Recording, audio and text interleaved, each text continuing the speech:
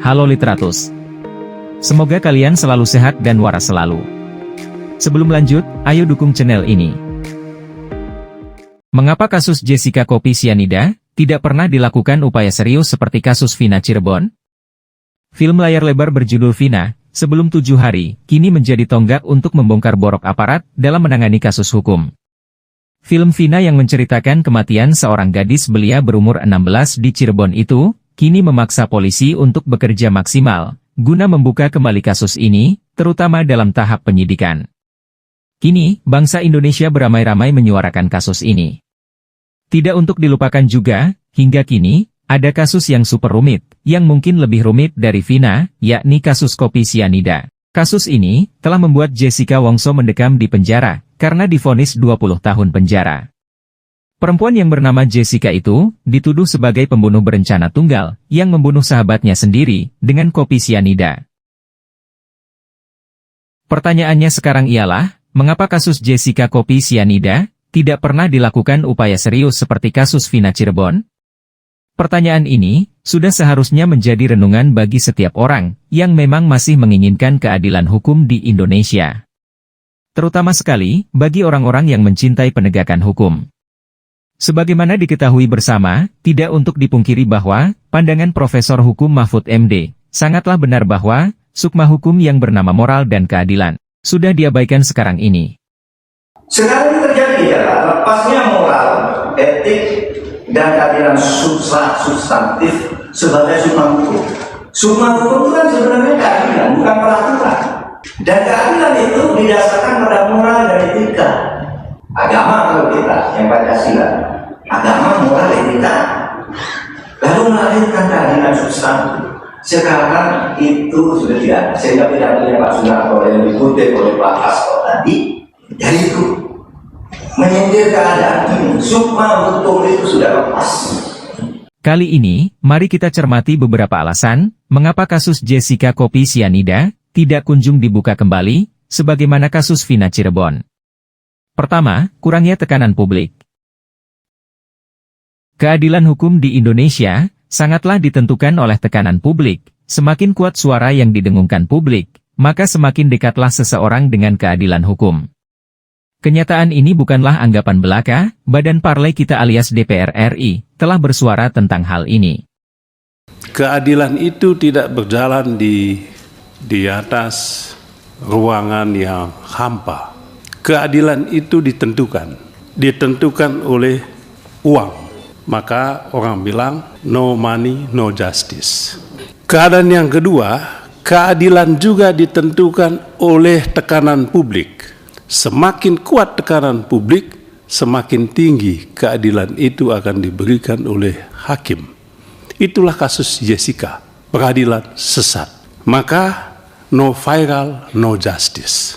Kasus Jessica kita semua ketipu kan Pak Anca. Sesat pikiran publik, sesat kita juga anggota DPR ini. Sesat juga hakim-hakimnya. Tidak hanya no viral, no justice, tetapi no power juga, no justice.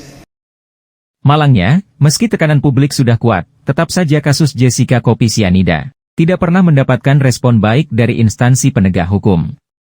Padahal, kasus Vina Cirebon yang diwarnai sandiwara kesaksian-kesaksian palsu, langsung ditanggapi Polri. Kedua, sama sekali tidak ada perhatian Presiden. Ketika kasus Vina melalui film layar lebar mencuat ke publik, yang kemudian melahirkan tekanan publik, Presiden Jokowi memberikan perhatian sembari menekan Kapolri, untuk mengusut tuntas kasus Vina.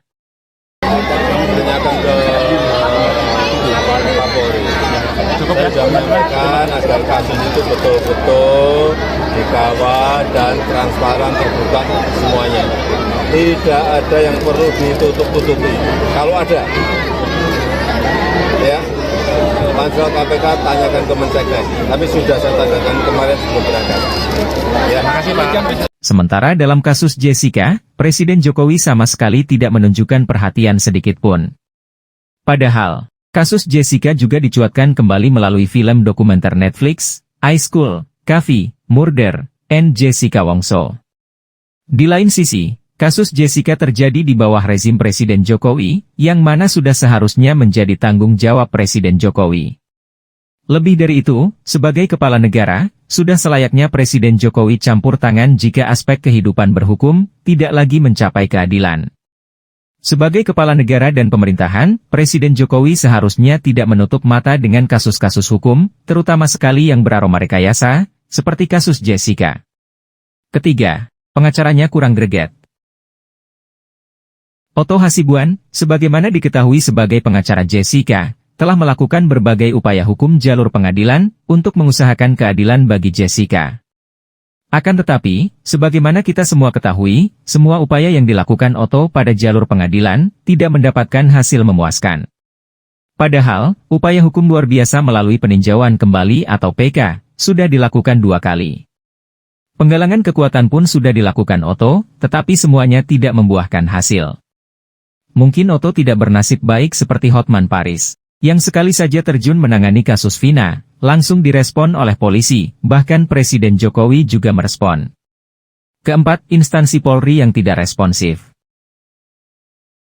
Sebagai garda terdepan penegakan hukum, Polri sudah sepatutnya menjadi tonggak penegakan hukum untuk keadilan setiap warga negara. Namun demikian, kenyataannya tidaklah demikian. Polisi yang kita anggap sebagai pelindung masyarakat, malahan kerap kali menjadi penjahat yang suka memeras dan mengorbankan masyarakat. Padahal, polisi selaku pelaku utama penegakan hukum, dituntut untuk responsif dengan tuntutan keadilan masyarakat. Lebih dari itu, polisi sudah seharusnya menjadi pihak yang memperjuangkan keadilan untuk masyarakat, bukan sebaliknya. Dalam kasus Jessica, kita menjadi sadar bahwa, betapa Polri menjadi instansi yang paling bobrok. Kalau saja Polri responsif, yaitu langsung menanggapi kasus Jessica, sebagaimana kasus Vina Cirebon, maka kasus Jessica dan juga kasus rekayasa lainnya tidak lagi terjadi. Kelima, pengadilan yang pasang badan.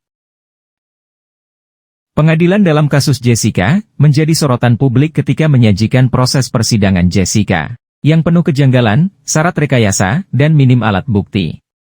Namun ironisnya, di dalam kejanggalan persidangan, majelis hakim tetap bersikukuh memvonis Jessica dengan penjara 20 tahun.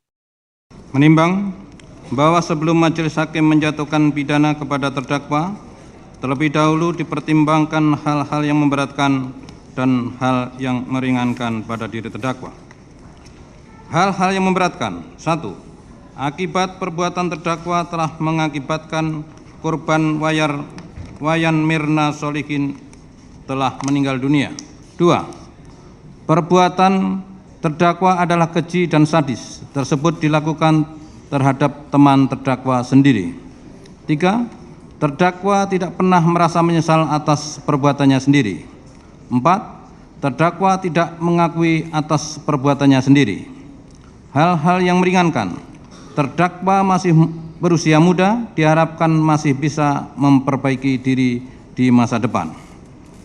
Menimbang bahwa berdasarkan pertimbangan tersebut, maka majelis hakim akan menjatuhkan putusan sebagaimana termuat dalam amar putusan ini, sehingga diharapkan putusan ini akan berguna bagi terdakwa sebagai introspeksi diri termasuk kepada masyarakat, khususnya kepada pihak korban.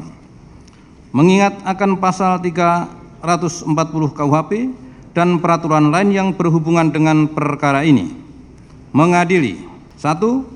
Menyatakan terdakwa Jessica Kumolo alias Jessica Kumala Wongso alias Jess telah terbukti secara sah dan meyakinkan bersalah melakukan tindak pidana pembunuhan berencana.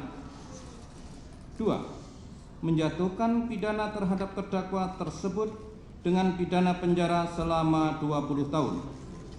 Pengadilan Jessica yang banyak kalangan menyebutnya sesat, tidak membuat pengadilan koreksi diri, malahan pasang badan bahwa peradilan sesat Jessica sudah sesuai hukum yang berlaku. Peradilan terhadap Jessica ini saya katakan peradilan sesat, gitu kan? Kenapa peradilan sesat? Terlalu benar menghukum seseorang dengan tidak ada alat bukti yang bersifatnya direct.